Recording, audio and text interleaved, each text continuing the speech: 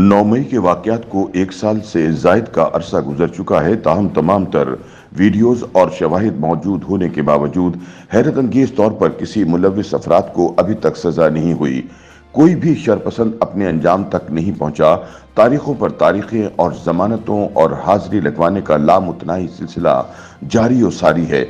एक तरफ से हम मुलव्विस अफराद को नहीं छोड़ेंगे के ला हासिल अज़्म का इज़हार किया जा रहा है, और दूसरी तरफ से हम किसी से नहीं डरते की बयानबाजियों की लफ्ज़ी जंग जारी है, जो मुल्क में बिलावजह के अदम इस्तेहकाम का बाइस बनी हुई है।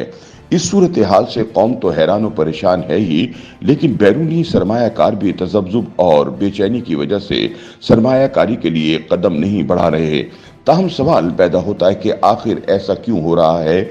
वो कौन हैं जो 9 मई के मुल्ज़िमान की सज़ा के अमल में रुकावट बने हुए हैं? वो कौन हैं जो इदारों में बैठकर इस शरपसंद टोले की सहूलतकारी करते हुए इन्हें सजाओं से बचाए हुए हैं? ऐसे अनासिर इतने ताकतवर हैं कि इनकी मर्जी के बगैर मुल्क में सियासी और मुआशी इस्तेहकाम नापैद हो चुका है। मुल्क में अदम इस्तेहकाम पैदा करने वाले दंदनाते फिर रहे हैं। मुल्क अनारकी की तरफ बढ़ रहा है। आखिर कब और कौन ऐसे अनासिर को लगाम देगा ताकि रियासत दुश्मन अनासिर अपने अंजाम को पहुंचे और मुल्क में सियासी और मुआशी इस्तेहकाम पैदा हो सके? रोजनामा जंग की एक रिपोर्ट के मुताबिक एक तबका DGISPR की कॉन्फ्रेंस पर क्यों मोतरज़ है? आखिर उन्होंने ऐसा क्या कहा है जो मुल्क की सलामती और अमन के क़याम के खिलाफ है? क्या दहशत गर्दों और उनके सहूलतकारों के खिलाफ कार्रवाइयाँ नहीं होनी चाहिए? क्या इस अहम तरीन मामले पर भी सियासत चमकाना जायज़ अमल है? दहशत गर्दी एक आलमी मसला है।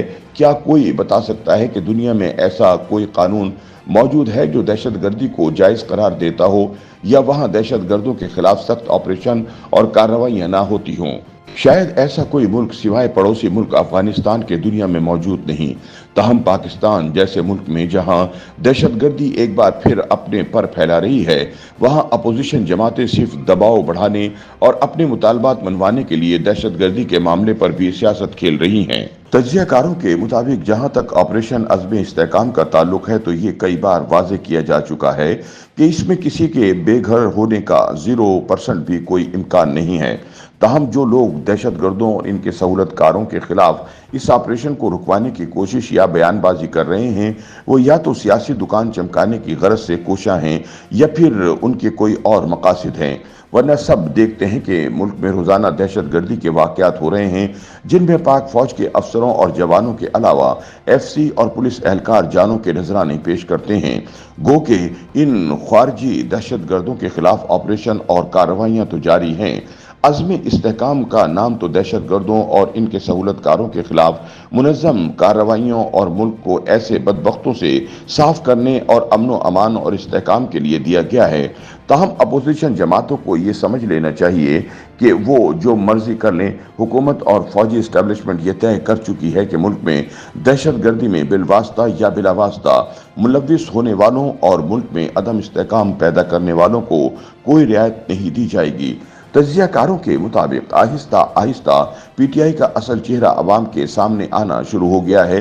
इसीलिए तहरीक इंसाफ के जलसों और एहतजाजी रैलियों में हर गुजरते दिन के साथ अवाम की शमूलियत कम से कम होती दिखाई दे रही है, क्योंकि कौम अपने मुहाफिजों के साथ खड़ी है और इसको नजर आ रहा है कि कौन मुल्क और कौम के लिए जानों के नजराने पेश करके जामे शहादत नौश करता है, और कौन मुल्क को नुकसान पहुंचाने के लिए बैरूनी ताकतों के साथ मिलकर रियासत के खिलाफ साजिशें करता है। SIFC में आर्मी चीफ और आला अस्करी क़यादत का क्या किरदार है, और वो किस तरह मुल्क की मईशत को बहाली की पटरी पर चढ़ाने के लिए कोशा हैं? स्मगलिंग के खात्मे के लिए पाक फौज आला क़यादत की हिदायत पर दिन रात मसरूफ़ अमल है। बलूचिस्तान और KPK में तालीम, पीने के साफ पानी, सेहत और मवासलात के निज़ाम में बेहतरी के लिए फ़ौज का कितना अहम बल्कि बुनियादी किरदार है। कौम को ये भी मालूम है कि पसमानदा इलाकों में ज़रूरी और अहम तालीम का इंतज़ाम करके पाक फ़ौज ने वहाँ के नौजवानों को फ़ौज में सिपाही से लेकर ऑफिसर तक भर्ती होने के किस तरह के मौक़े फराहम किए हैं।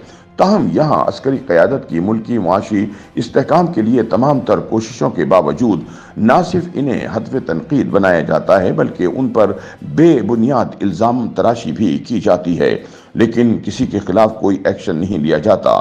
تجزیہ کاروں کے مطابق متحدہ عرب امارات کا یہ اقدام نہایت قابل تحسین ہے کہ وہاں پاک فوج کی اعلیٰ قیادت اور حکومتی شخصیات کے خلاف سوشل میڈیا کے استعمال پر پابندی عائد کر دی گئی، جس کی خلاف ورزی پر سخت سزائیں دینے کا بھی اعلان کیا گیا ہے۔ امید ہے کہ دیگر عرب ممالک، یورپ، برطانیہ اور امریکہ بھی اس طرح کے اقدامات کا جلد اعلان کریں گے۔